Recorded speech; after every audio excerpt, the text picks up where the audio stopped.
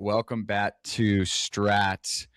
Today we have Andrew Rodriguez. Andrew and I met in another STR mastermind, and he's been very successful as an operator and as an investor. And today we're going to walk through what a deal actually looks like when you go from start to finish to qualify for material participation, and then on the back end to actually see the benefits of the tax advantages we're talking about. So Andrew, thank you for being here. If you don't mind, just starting with a quick introduction about yourself. Of course. No, thank you for having me. And it's rare in the industry to get a little peek behind the curtain on actual numbers before you do it yourself. So a little bit about me. I am a founder and CEO of Stay Booked, which is a luxury full-service vacation rental management company. Before Stay Booked, I had a corporate career in financial services, software sales, and in February of 2023, my wife Lindsay and I decided to buy our very first short-term rental, which was a 6-bedroom cabin out in the Poconos, which we'll talk about a little bit more. Prior to that, we had bought a 2-family, multifamily long-term rental, but that was really kind of our only other investment property at the time.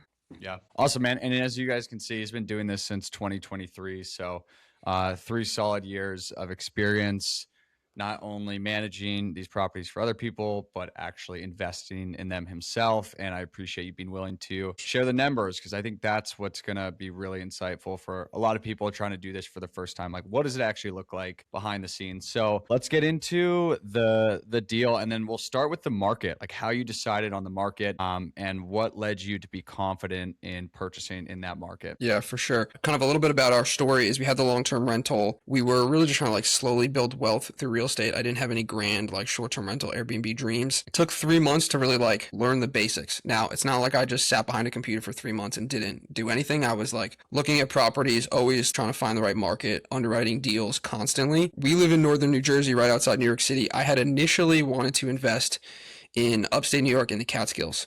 I was looking for markets that were tried and true vacation destinations. You know, they had long histories of vacation travel and tourism there long before Airbnb, or long before the kind of COVID boom in 2020, 2021 of Airbnb.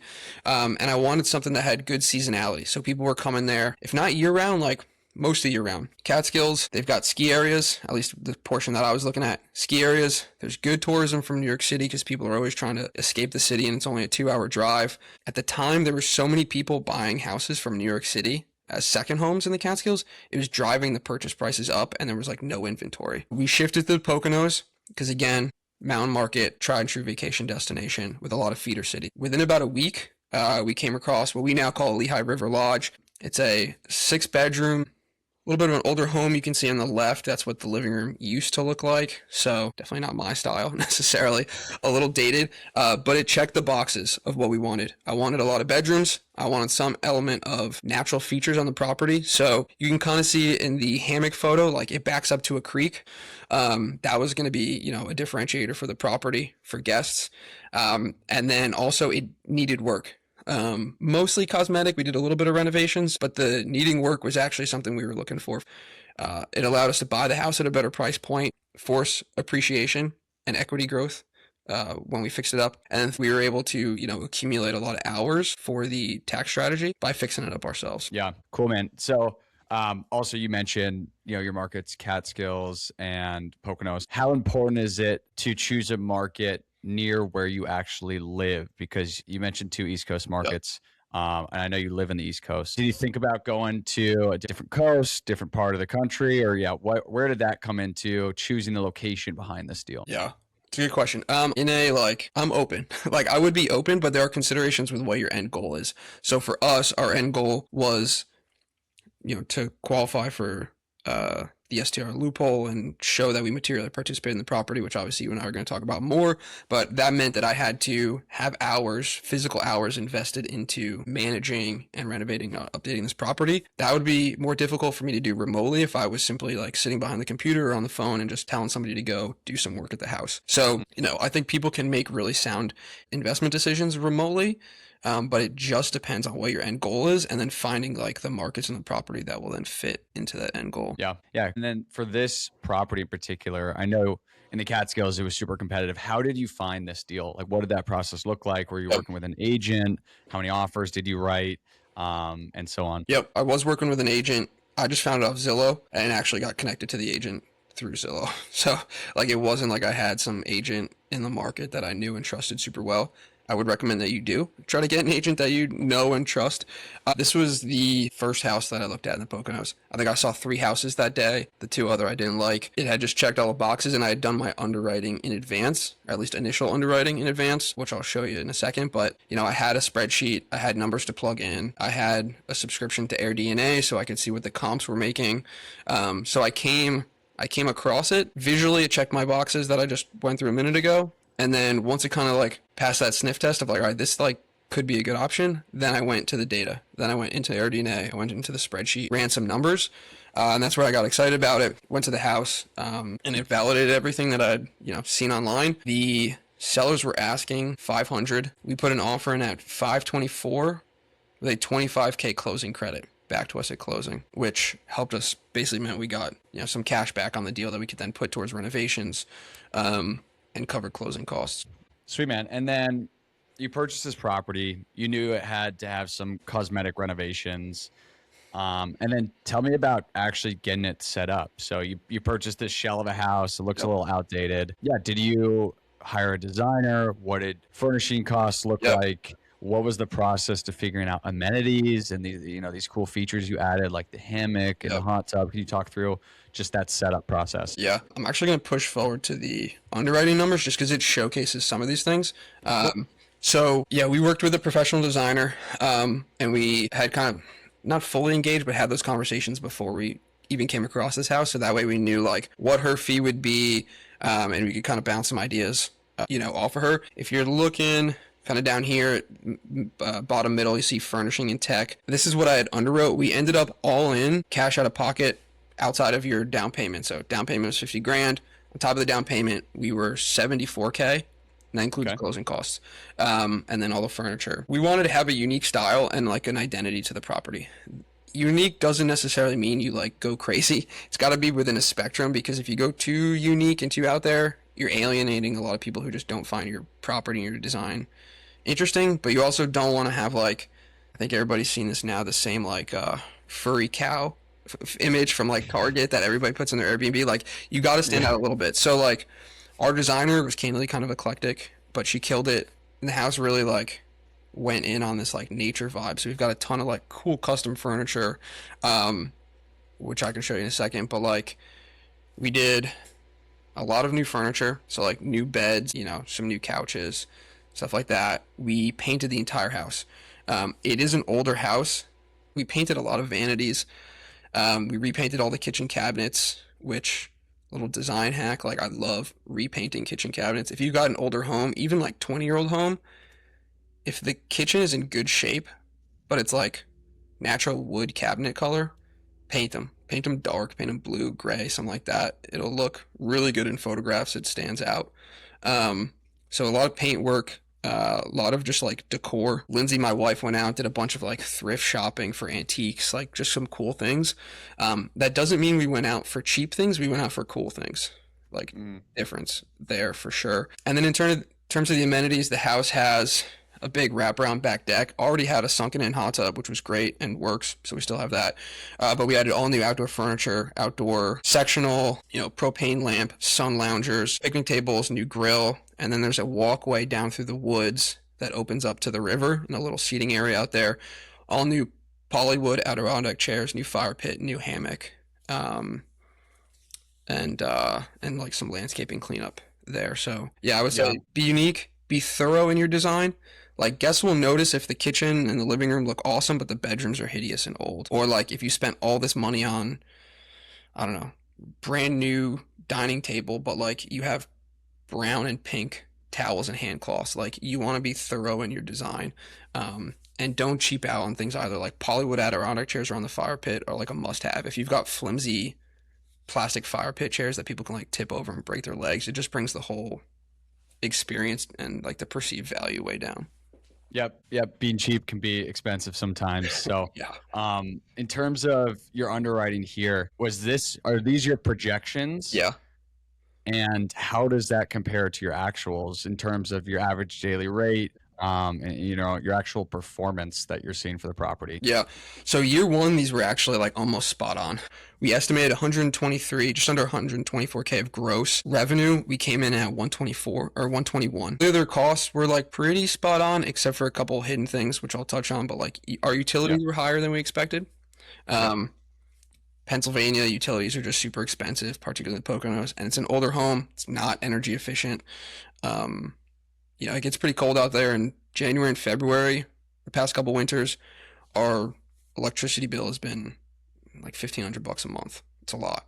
Yep. So that was about off by $1,000 in the spreadsheet. And then in year one we didn't incur this, but in year two we switched from like State Farm as our home insurance, and we went to an STR specific home insurance policy, which I highly recommend.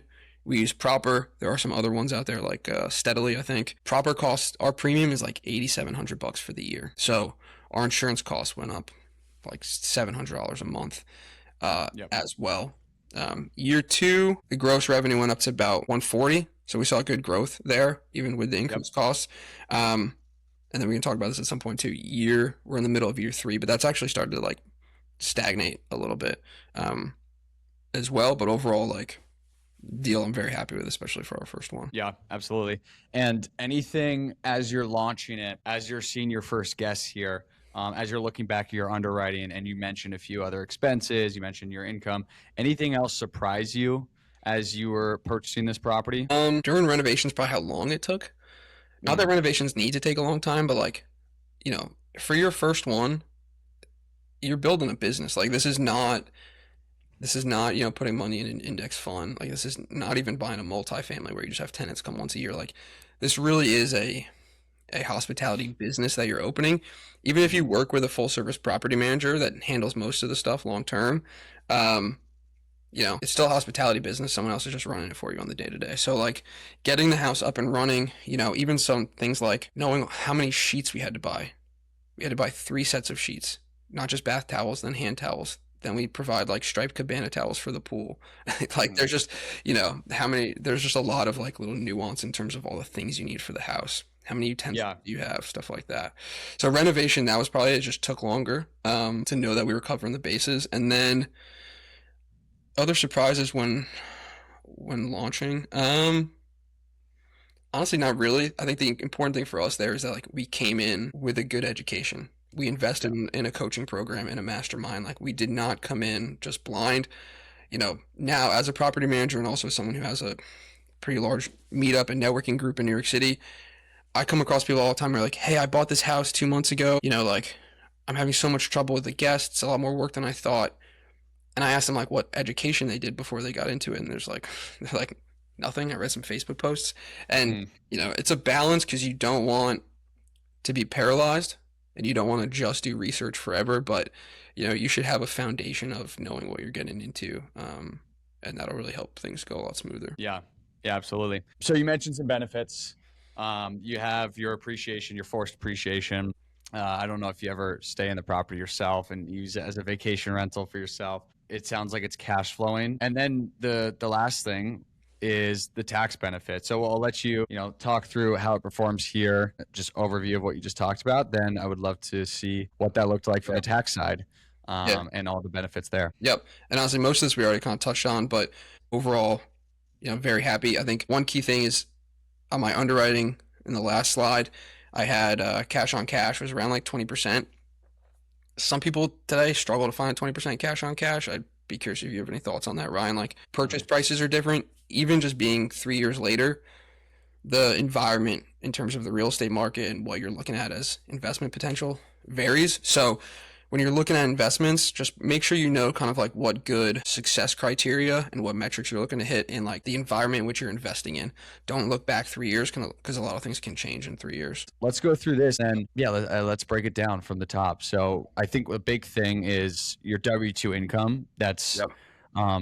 based here. Is that mainly one of the reasons you were considering short-term rentals in the first place? Yep. It was definitely a factor. I don't know if it was like the leading factor. I like just to host personally. I like to have people over for dinner. So the hospitality element of short-term rentals versus long-term, like there's a couple of things we were looking for. Honestly, probably the higher cash flow. At the Our multifamily property back then, we cash flowed like $200 a month. Now we cash flow 500-600 bucks a month, which is great for a long-term rental. That's not, life changing cash flow in your Hmm. pocket. So if I was looking to leave my job, I wanted higher cash flow out of the asset class, which was probably the leading driver. But this obviously you get a large chunk of money back at the end of the year. That certainly helps. Hmm. So this was definitely a large part of it. Um, yeah, my wife Lindsay and I at the time, between our two W-2 salaries, we made 330K that year. Um, Bought the property, found out about the cost segregation, short-term rental loophole angle through the mastermind, and just also being, in circles on Facebook groups, just hearing what other people were doing and really how to go about it. Um, so we had that game plan in mind, which you can go into like how we logged our time, stuff like that. We had a game plan where we knew we were going to do this before we Hmm. purchased and during all the renovations. Property went live. After it's live, we went out and actually did the cost segregation study. So we used a company called RE Cost Seg. So RE Cost Seg actually does it remotely. We basically paid our local like handy person to FaceTime with them, and for an hour and a half, they just walked around the house and just FaceTimed and showed them the whole house. They then put this report back to us.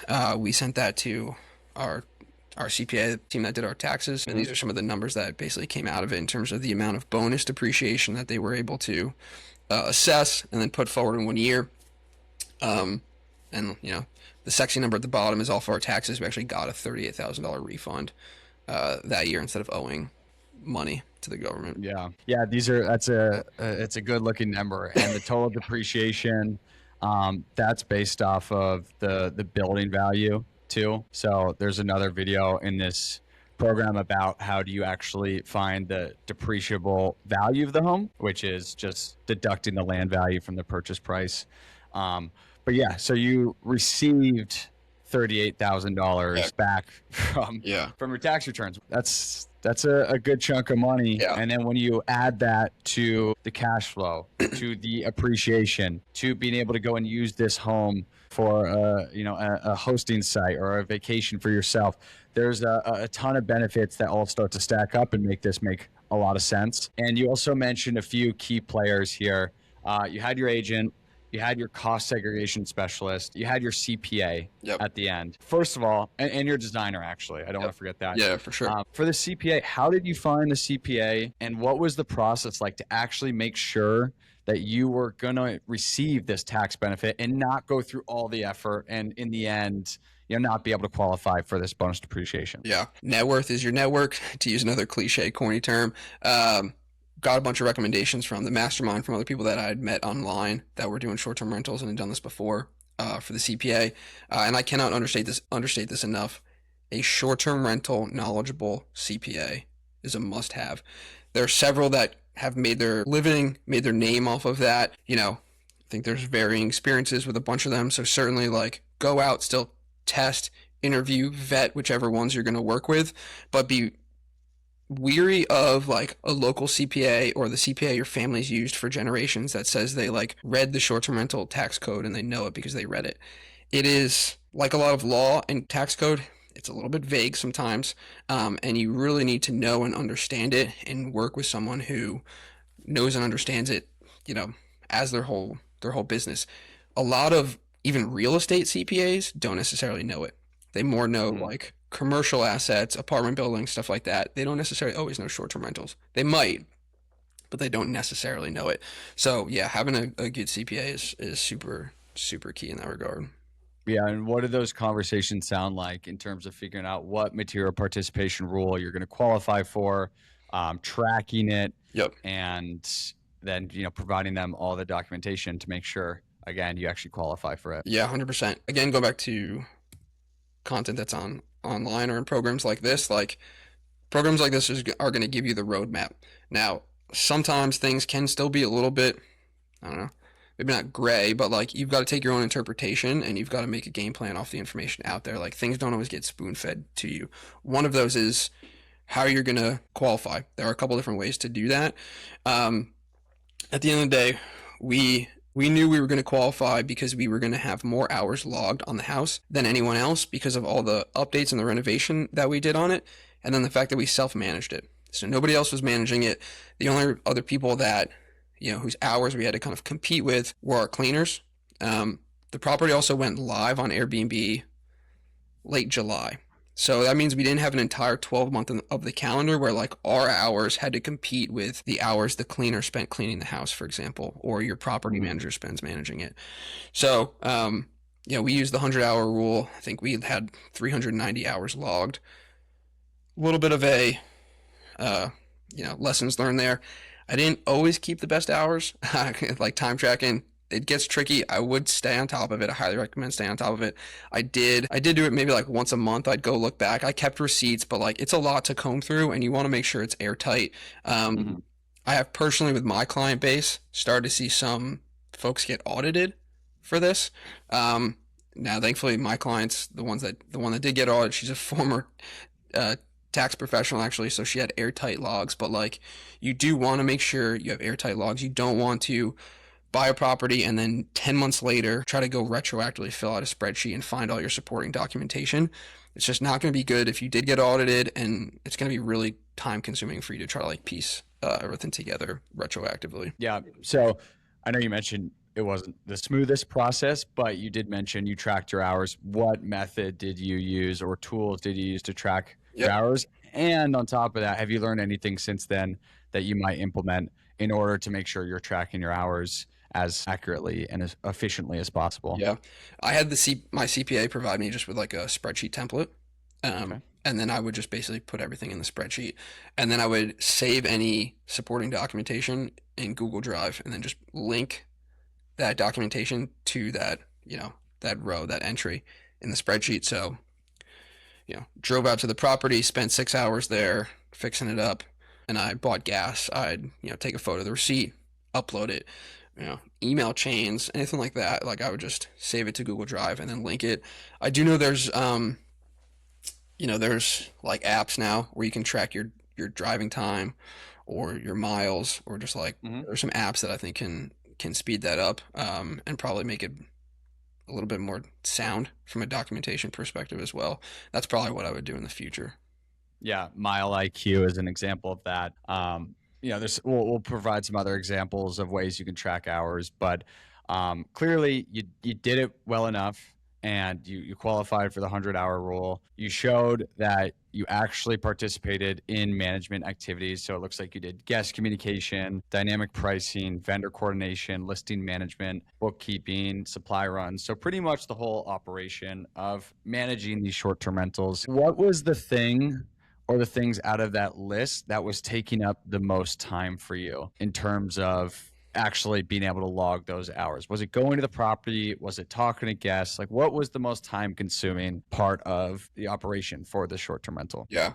I'd say there's pre-launch and post-launch. Pre-launch, going to the property, fixing it up. Like, Lindsay and I spent weekends there where we did nothing but work on the work on the house and like try to keep our toddler out of trouble. Like that was literally it. So that we got a lot of hours, like 3 4 day weekends, working on the house. Post-launch, guest comms and vendor coordination. This was my first short-term rental too, so you get a lot more efficient as you go, obviously. But early on, I didn't have any template messages saved or created. I didn't have, any tool set up to automate that. So a lot of guest comms. Same thing, vendor coordination. I didn't have systems dialed in to automate scheduling cleaners, things like that. So those two definitely took up the most amount of time. Um, but the good thing is you're investing time to also build out systems and become more automated and efficient over time as well. So, uh, all well worth it. Yeah, and we have a lot of information on systems and automations and different ways you can actually shorten the amount of time it takes to operate one of these properties. So if you're to do this entire process again, and I'm not sure if you plan to or not, Yeah. at least my personal plan is to continue to do this year over year. What mistakes or what better said, what lessons have you learned that you will implement the next time you do this in order to make sure it is as successful as possible? Yeah. There's probably, some underwriting, like things we talked about, really knowing my costs. At the end of the day, you're not going to know every cost exactly. I think the focus there is trying to get as accurate of a picture as possible, and also probably raising your success criteria for a good investment. I see a lot of people who are like just throwing this number out there randomly, just as a random benchmark, but like, I want 20% cash on cash. They find a deal that they get this like emotional pressure, and it's like a 14% cash on cash, but they really like the house and they're bought into the vision in their head, and they're like, I'm just going to do it. Well, when you get a lot of those expenses, that 14% cash on cash now becomes like a 6 or an 8, whereas if it was a 20, it's a 12 or 14. It's what success looked like. So like really be disciplined on your investment criteria, and probably honestly boost it up a little bit to give yourself some cushion. I'd say that's probably number one, and then I would just use some of the tools to become more efficient in terms of like actually qualifying for the login hours, stuff like that we talked about. Yeah. I don't think I really did anything wrong necessarily. I would get faster at what I did. Yeah. For sure. Yeah, absolutely. So yeah, like you've done this yourself. You've seen the benefits. Who does this strategy make sense for? Like, why would someone actually do this? And would you recommend them doing it themselves? Yeah.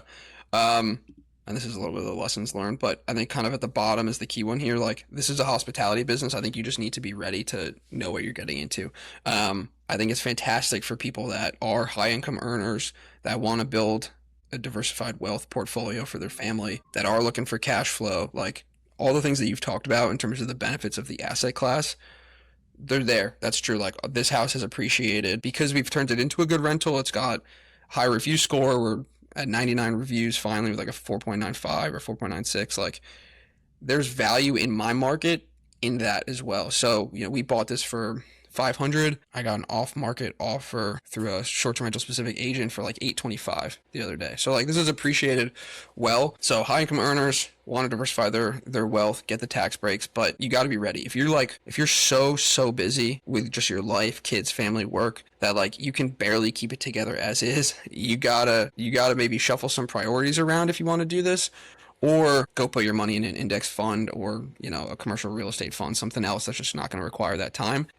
After year one, there are other ways in which you can get some of your time back, maybe work with a property manager. There's some different things you can do to make the time requirement of this investment less, but it's not going to happen automatically. So you do need to know what you're getting into for sure. Yeah. Love that, man. Any last thoughts or advice for the person that's looking to, pursue this? Yeah, for sure. Get in touch with like your local experts. Local could either be where you live or where the markets that you've decided you want to invest in. Like if it's Austin, reach out to Ryan. Like just go find people who are doing well, either as property managers or investors in that area. Even if you want to say self-manage your home forever, you never want to use a property manager. Still go seek out the best property managers and just be like, hey, this is who I am. This is what I want to do. Like, what do you see that's working? And figure out like what the local experts have to tell you, because it'll just like shorten your learning curve tremendously. And then the other one is like make data informed decisions. So particularly on your underwriting and your offer strategies when you go to buy a house, like make sure your agent knows short-term rentals. I see a lot of people using agents who genuinely have no idea about short-term rentals. They might be an agent in that market, but they don't know how to underwrite a deal. They don't have any short-term rentals themselves, and they're telling people to invest in like the bad neighborhood or the wrong HOA. They're giving terrible advice. So make sure your agent has, experience, is making data-informed decisions, and then you are too. So get yourself a subscription to AirDNA or Rabu, one of these tools that tells you how much current Airbnbs are making, and then find out what your budget is for a purchase price, and how you can be successful based off the comps that are out there today in that purchase price. Still a lot of people like winging it. Hey, is this house going to be good? I'm like, I don't know. What do you think? Like, what do you think based on what you're seeing out there? Like, tell me what data you're seeing, and then I'll validate it. So, yeah, find local experts and make data back decisions. Yeah. Love it, man. Thank you for your time. Of course. Appreciate it. We'll put your information down below because Andrew also is an expert in his market in the Poconos. Anywhere else? Is Poconos your main market? That's our main market. We do also operate in Ocean City, Maryland, and we'll probably be expanding to some other mountain markets in the Northeast as well. Awesome. So if you have questions for those markets, reach out to Andrew. Thank you again. Of course. And we'll see you guys in the next module.